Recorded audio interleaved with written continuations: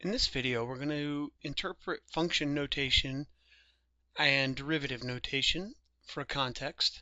So suppose that P of X represents the amount of profit, that's going to be important, a company will earn in millions of dollars as a function of how much money they spend on advertising X in thousands of dollars.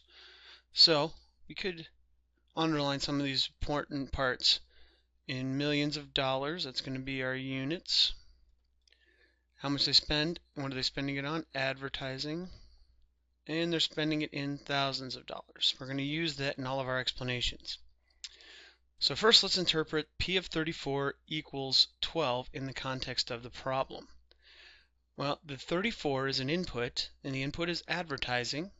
So that 34 is money they spend on advertising, and it's measured in thousands of dollars. So when they spend $34,000 on advertising, now what is it that's happening? Well, our output is 12. The output is profit, and it's in millions of dollars.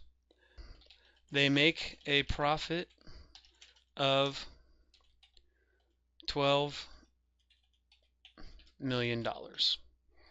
And so that would be our sentence that would go along with this function notation, which itself is a sentence. Now we're going to do it for a derivative. Interpret the statement P prime of 15 equals 2 in the context of the problem. The input is still advertising. So when is it happening? Well, when they spend 15,000 on advertising. So notice that's a lot like the first one. Now here's where it's different. The 2 is now the rate of change of the profit instead of the profit. So it's not that they're making $2 million, but their profit is changing, and in fact it's increasing because our derivative is positive.